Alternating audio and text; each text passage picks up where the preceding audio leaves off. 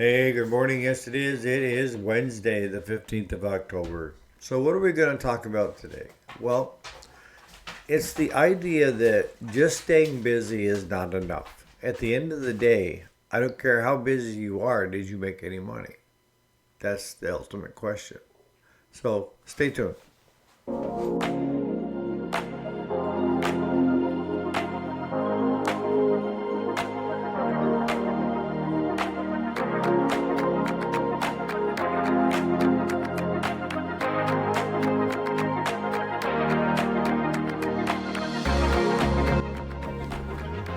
Alrighty, welcome back to the channel. My name is Eric, if you didn't already know it. And yes, this is the weekday, Monday through Friday. Today is Wednesday, October 15th of 2025.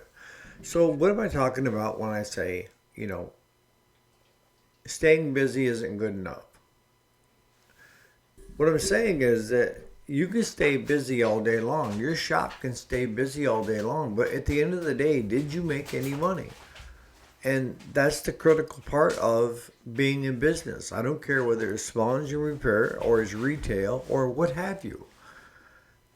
The thought that if you stay busy, then you must be making money is not the correct answer. And how do I know that? From experience. We've been busy, busy, busy in the shop. And at the end of the week, I'm looking at what's coming in and what's going out. And I'm just like that friggin' thing in the cartoons with the little dog with the calculator on Bugs Bunny or something like that. And going, it's not adding up. It's not adding up. You've got all these hours that you've spent being busy, but you have nothing to show for it. And I know that if you guys have got any age on you, you've run into this before too. So sometimes you need to slow your ass down and take a good look and see where you're at and what is making you money, what is not making you money, and thin down the ones that aren't. Yes, I know you want to stay busy, but I would rather slow things down and stay somewhat busy and make money than be churning and burning and find out at the end of the week or the month or the year, guess what? You didn't make squat. You actually owe. You've gone into red. And you don't have to pay any taxes on it. That's the good thing about it. But no, seriously. One of the biggest things that I recommend to anybody that has a shop is when you get in there in the morning, you take a few minutes to get your thoughts together, have a cup of coffee, what have you, and take a look and see what you're working on and what's the best approach. And I can tell you that time in the morning is well spent. If you jump right back into the projects you were working on yesterday and stay busy, you aren't going to make any money. Trying to put it in as clear as can be. I mean, you can sit there and you can have. See, this is why with Claude and with other employees I have, you can't push employees because they will all of a sudden get busy. And when I say busy, they're busy doing something, but they're not busy doing something that's making the shop money. They're doing other things.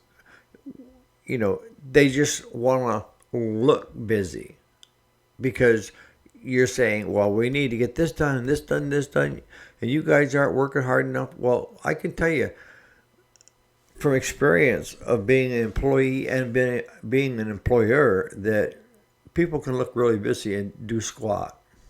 I'm telling you right now, I've done it on both the employee side and I've done it on the employer side where I've wasted a freaking a lot of time doing nothing that's going to bring in money. And Amos, you said it the other day, is a clean shop is a productive shop. So when you're staying busy and you're getting the shop cleaned up, there's nothing wrong with taking part of the morning and getting everything organized. Or towards the end of the day, taking time to put stuff away so you know where it is tomorrow. That's organizational. That will save you time, big time in the long run, because you're not running around trying to find a wrench. And that goes into staying busy. I've seen Claude spend half his day just trying to find his tools in whichever pile they are to complete a job. Whereas if you put your tools back where they belong, then when you go to need it, you can just reach for it and grab it. And the other thing that I do, if I know I'm going to be working on certain things today, all right, I have a tool cart. And I'll pull out the tools that I need and I'll put it on the cart, okay? But at the end of the day, I empty that cart back into the toolbox. Even if I'm not done the projects yet, I'll put my tools back. And then, yeah, it's a waste of time bringing them back out in the morning. But it's something that I've developed and it works. For me, anyways. Maybe you guys, it works better for you to have a pile of tool in 3 different locations that are all grease and everything else. It doesn't for me.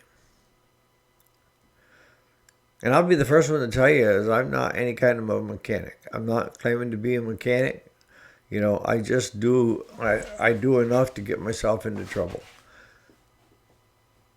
But there's a certain way that I approach things that works. And I've been in business a long time. Long enough to know that you're going to make some money and you're going to lose some money. And the end goal is at the end of the year is that you're in the blue. I mean, more than once with doing the shop and everything. You know, I listened to you, Jason, yesterday where you said that you had a partnership and the other guy just basically did nothing. And that never works. You know, it's got to be spelled out in the beginning. And when I say spelled out, it has to be spelled out what each person is bringing to the table. And I'm telling you right now, it's got to be close to equal value. If you're doing all the repairs and it's a repair shop, then the other person, the partner, needs to be doing all the ordering, all the inventory, all the customer service, all trying to get more work into the shop. That job is a full-time job for 2 people, if done correctly. You could sit back on your laurels, but the main goal would be to keep you, Jason, with enough repairs in front of you so that things don't wind down, right? And that takes time. We talked yesterday about thinning out the bad customers and when to say no. And where to find that ultimate customer that you're after. And then defining the qualities. And then going after that particular customer where they're at. Not where you're at, where they're at. And that's going to take some, you know, time in figuring things out. But that's business. Business is finding out who your niche audience is, who your group is that you want to capture, and then going to where they're at. They're not going to come to you. You know, it's no different than like this YouTube channel. I mean, I'm not viral. I'm not, but my niche group of people is small, very small. You know, I'm looking for the ones that are either running shops or retirees that are looking at getting into it part-time. I'm looking at the business side, okay? And that's the way I kind of address the personal development with the business side, practical applications. It's not just the regular homeowner, which now you're looking at a gazillion possibilities. I'm looking at this one niche. And why did I go with this one niche? Because I felt that it wasn't being covered enough. That people weren't being given good information.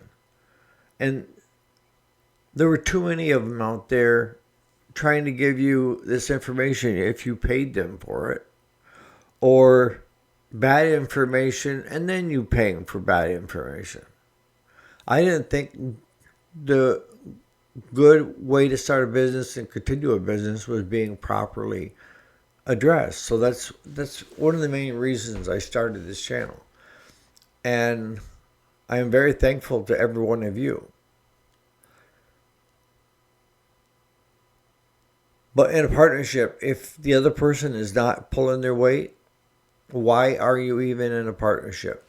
And I've seen this so many times, Jason, where one is just enjoying the ride while the other one is just busting their hump. And you know, Amos, you know, Ed, you know, I mean, a lot of you guys know. It's not an 8 to 5 or 9 to 5 job if you're an owner. You're busting the pavement from before dark, before light in the morning and well after dark at night. And you're putting in crazy hours in the beginning. Like I say, I was running 16, 18-hour days, 7 days a week. And I did that. I started this business in 06. And probably 4 years ago, 5 years ago, when I said, you know what, enough's enough. I'm getting older and I'm not interested in being busy. That brings us back to the topic, doesn't it, of staying busy. So what do we do so that we're not busy where we're not making money? That's up to the business owner every morning when you get into work. Take some time to reflect. The C's will part. No, clear your mind. Happy thoughts. And then sit down and look and see what you have planned out for the day. And is it going to get where it's making money, or is it just you guys are going to be busy as hell and you're going to find out you're not making any? And here's another example of being busy and not making any money, where you could be making money, is if you're a one-man band, you're the mechanic. If you hire somebody, you got a mechanic out there. And they start on one machine, or you start on one machine, and you don't finish it because you jump on to the next one, and the next one, and the next one. And the thing is you didn't stop on the first one because you needed parts. You stopped because you wanted to go do the other one. And then the other one. And next thing you know, you got 4 or 5 machines tore apart that you haven't ordered a part for yet. So they're going to be sitting there at least another week because now you spent all this week tearing everything all apart. No parts coming. No parts on the shelf. And no pay for the week. What's the better one? The better one is stay on the first one until you get to a point of where either you need parts that we don't have or it's completed. I can build that out and that's cash coming in. Go to the second one. Do the same thing. And some of you are going to say, well, if you did all 4 and you just get a bigger check at the end for all 4. No, now you're killing time because you're waiting days for parts. And you don't have anything else in the yard to bring in. Or you start losing parts from the machines that you have tore apart because you didn't take care of it and you were pushing things in and out to stay busy. That's what I mean. Is there's a lot of things that we can do to be less busy and more productive and more profitable. That's what I'm getting at. I'm not saying that it isn't good to stay busy, because it is. It makes the day go faster. But if you're spending all your day doing all these things and you're not getting paid for it, why are you doing it? You know, and that goes to even defining what you want to do. It's like my friend that used to do everything automotive. And he was telling me, he said, I had to change. He said that it just wasn't making any money. He said the money was doing the brakes, rotors, service, alignment, and that kind of stuff. No engine work, no transmission work, none of that. And he actually, instead of letting one person go that he thought he was going to have to do, he hired somebody else extra to help with that and he started making buttloads of money just by streamlining and saying, okay, we're not going to do this, this, and this anymore. We're going to strictly do this. And that this might be just a service for you instead of doing a lot of repairs on stuff. The engine rebuilds are in the past. I already see that. We used to do a lot of them because it was a good move for the customer compared to going out and buying brand new, right? Not anymore. What can you do to streamline your operation of where that's where the money is? And a lot of times the money is in the service department of just getting them in, getting them out. That's where the money is. That's your bread and butter. With us, things are starting to slow down for the lawn and garden, right? But we have a lot of farm tractors coming in, and we've been having quite a few this summer. We pushed in and pushed out. So just give that some thought. So to round this video out this morning, Mark, I'm going to get the GoPros charged up this morning, and I'll take you around and show you what we have. We have a Farmall Cub that when you have a flapper on top of an exhaust, that does not keep the water out. The wind will catch it and allow water in. And it got into the valves and the pistons. We got the pistons broke loose. The valves are being a pain. I can do a quick video on that for you guys, show you where we are with that. We have a Cushman that we need to get rear brakes put into. We already did a service on it. We've got a Massey Ferguson 50. They came in with a starter issue. We got the starter fixed, and they want a complete service. The hydraulics are just all milky where you got water in it. Now that I'm starting to feel somewhat better, I still feel whipped, like someone kicked me to hell and back, but at least the side effects of everything is starting to subside. So I'm starting to get my footing again. So on that note, you guys enjoy your Wednesday, and we'll be here bright and early tomorrow morning for another episode of the weekday. Thanks again so much for watching.